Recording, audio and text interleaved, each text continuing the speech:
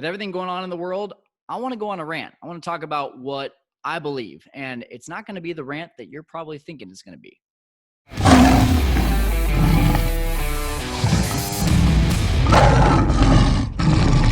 Hey everyone, welcome into the Fearless Investor. I'm Kyle Stanley, and I'm just going to jump right into this. I'm not going to go too long on this today, guys, but I had a conversation with a group of guys from my church last night that were over at my house, and we just got into this whole discussion about everything that's going on in the world.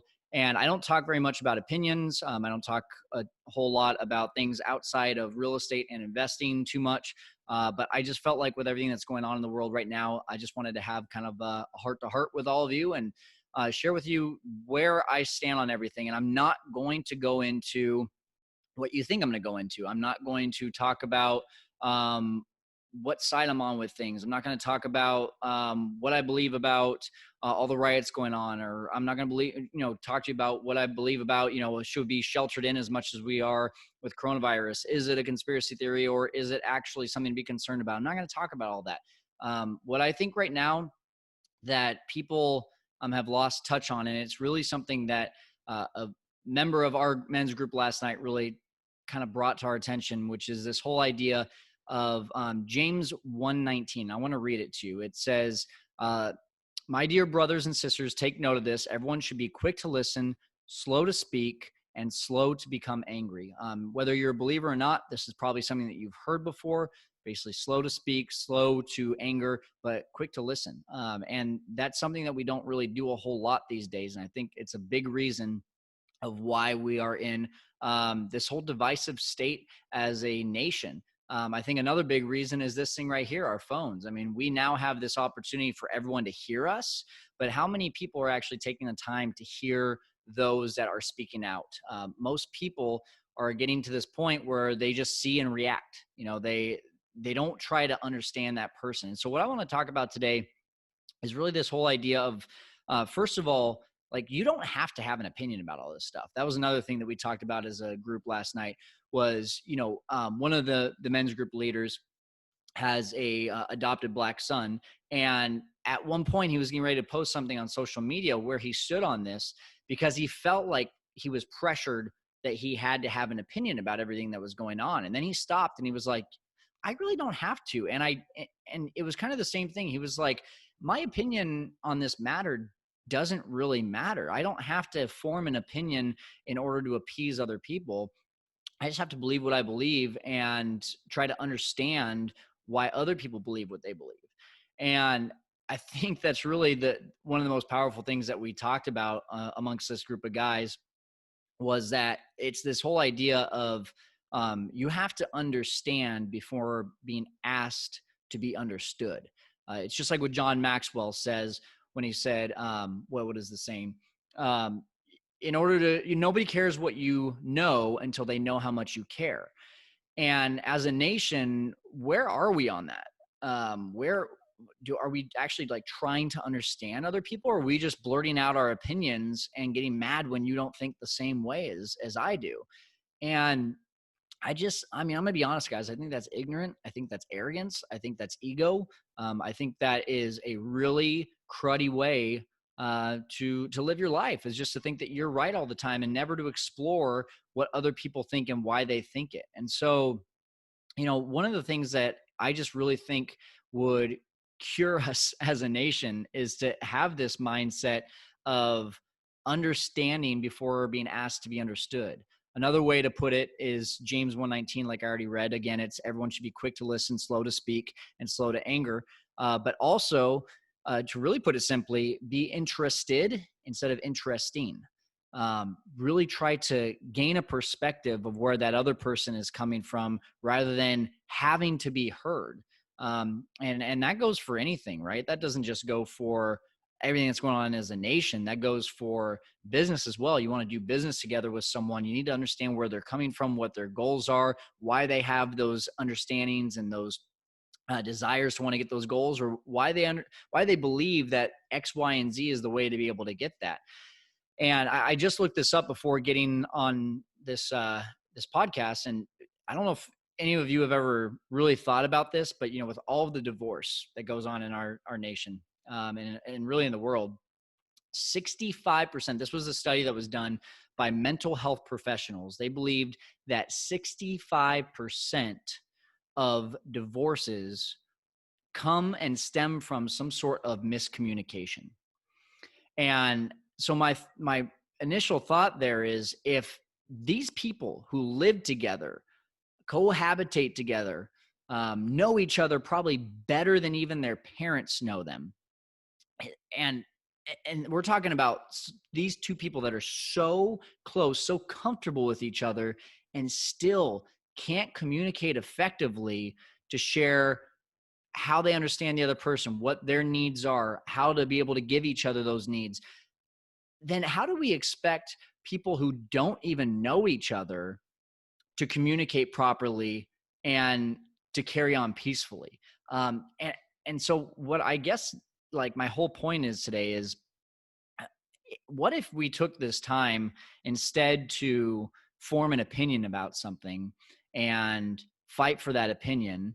And you know what? Let me back up for a second, because this is the time for a select group of people to speak their minds.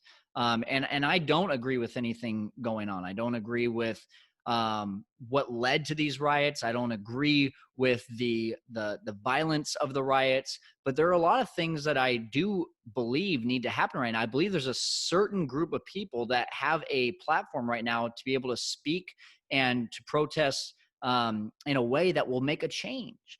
And so what I'm not saying, and again, this is not me forming, my goal is not to bring you in here and try to get you on a side of anything. I want you to just understand where I'm coming from just an idea of how we should be acting as a nation. And so let me get back to that. And that whole idea of, it's so cliche, right? Walking in another person's shoes. But I guess what it really comes down to me for is, we all want the same thing. The majority of us want the same thing. Let me recorrect that. The majority of us want the same thing. When you think about your desires in your life on a daily basis, what are some of the things that come to mind? You want freedom of choice, freedom of financial strain, freedom of, being able to make whatever you want of this life, right?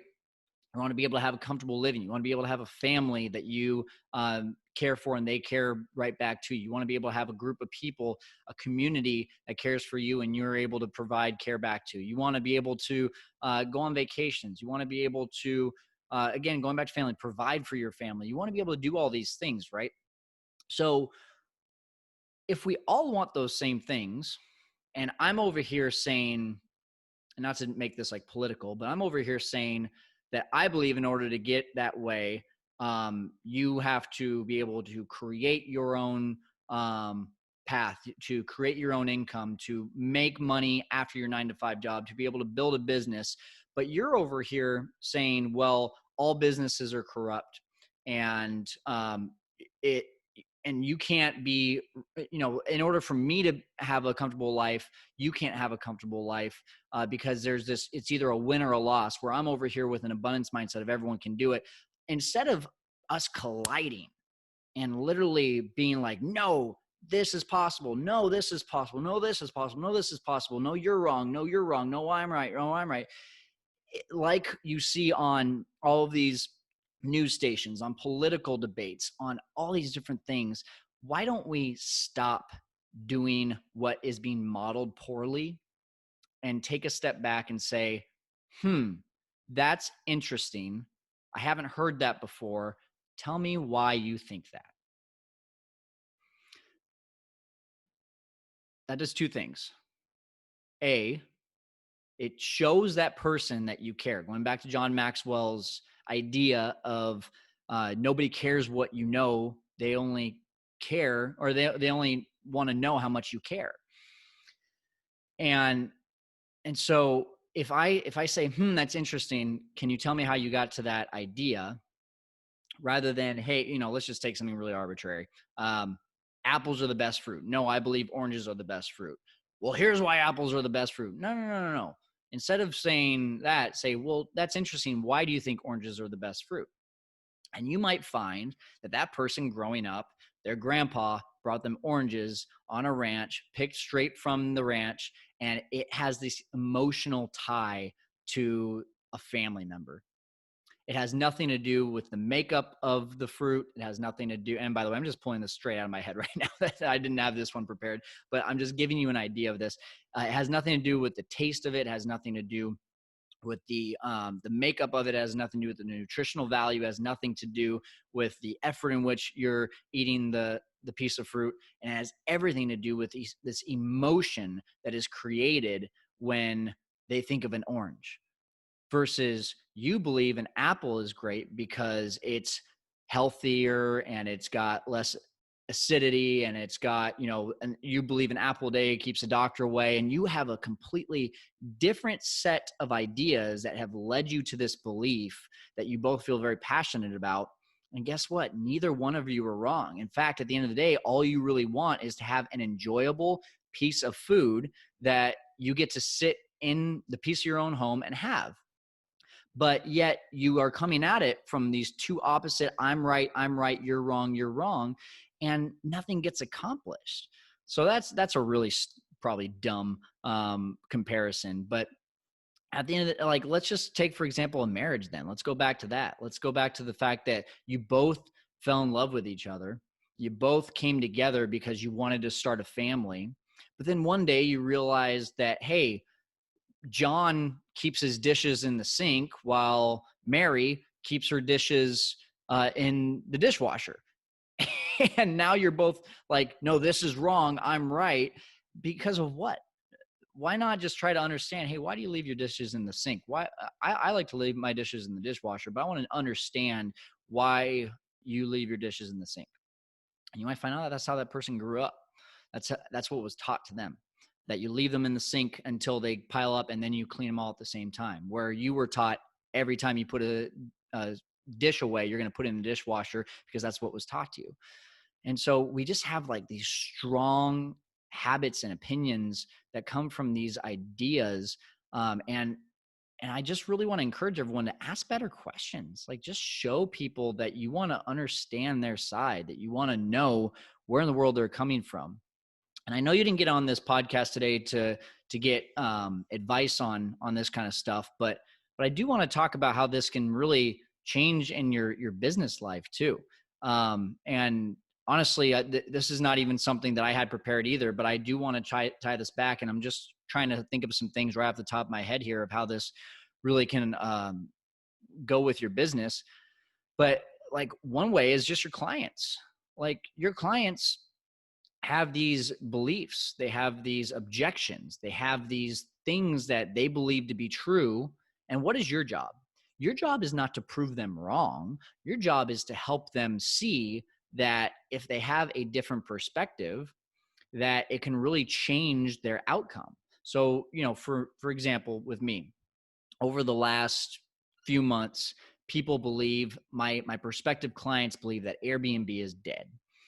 Meanwhile, I'm over here with 99 to 100% occupancy rates during a really crazy time. And I could come on here and be like, honestly, now that I'm reflecting, what I've actually done is been saying Airbnb is not dead. This is why it's not dead. And here's this, and here's that, and here's it, all defending my side. Or what I could be doing is connecting with my clients and asking, why do you think Airbnb is dead? Why do you believe that? And if I can just understand that, and I can repeat back to them, okay, you think people aren't traveling because of, COVID-19, and you think it's risky because you might have, a property that you get and it's not going to cash flow because no one's renting it right now. What if I could show you how to be able to actually do this thing and make it profitable, and really help you get rid of those, those fears that are holding you back from taking action?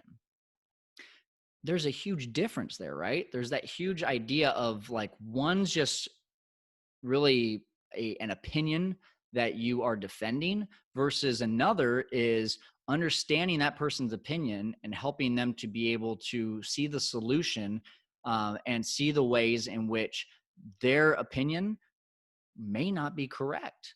But in order for me to do that, I have to understand what that opinion is, what those fears are, where they are coming from, why they're holding them back from all of this taking action or not taking action. And so, how I hope this helps kind of like from the business standpoint too, just so you can understand like who is the prospective person that you want to do business with, that you want to help, that you want to be your next client, and understanding where they're at instead of just facts, facts, facts. My opinion is the best. Mine is the correct way. Anything else is wrong.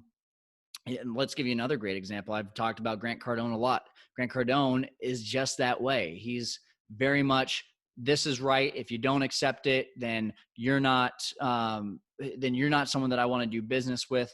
And how's that working for him right now? He's got thousands of people that are dropping off the face of the map, or seeing him drop off the face of the map, because he's lost credibility, because he has completely thrown himself into the fire of, I don't care about you, I only care about me. And who's going to follow him with that? That's why if you follow his, if you're subscribed to his stuff, if you notice from pretty much January to March, there was very little marketing emails going out because they were doing so well. But now, like, there's all these marketing emails. Like, I'm getting 4 or 5 a day from the Grant Cardone team because they're desperate for business. And it's because they've lost so many of their faithful. This right here, guys, is why I want you to understand that you can get short-term success if you share an opinion. People follow you for your opinion, right? They follow you because, hey, I believe Martin Luther King, for example, I believe, okay, he told people what he believed in. But he also didn't go around to his followers and say, don't talk to me. I don't care about your extended beliefs. I just follow me and I'll take you to the promised land. No, he took the time to like understand everyone. Jesus took the time to understand the people that he was helping. If you are wanting, I'm not telling you to be Jesus or Martin Luther King or anyone like this. I'm telling you that these people who are true visionaries and true change makers in our history, they all showed that they cared before they started telling everyone how much they knew. And so if we take the same approach, think about how that would change you, how that would change your life, how that would change your community, how that could then change the city, change the state, change the nation, change the world. I hope this is coming across the way that I'm intending it to today. I hope that at some level, you can see how this can really help in your life. I'm not pretending to be perfect at this, guys, but it's definitely something that I'm working on a daily basis. And I just want to see people like just caring about each other. It's tough for me sometimes too. It's tough for everyone, right? Because we just want to be right. We don't care if we're if we're, if the other person's heard, we just want them to hear us, and we want to be correct, right? But if we can put that aside and really start to, like what James 1:19 says, be quick to listen, slow to speak, and slow to anger. Think about how that could really change you and change the people around you. And that small change could make a big change. So that's my rant. I'm done. Thank you for joining us here today on The Fearless Investor. As always, you can connect with me. Fearless Kyle is on my Instagram. FearlessKyle.com is our website. And if you ever want to connect and get on a phone call, fearlesskyle.com/consultation. Thanks for joining us today and conquering the world of investing in a very different way today. All right, we'll talk to you later, guys.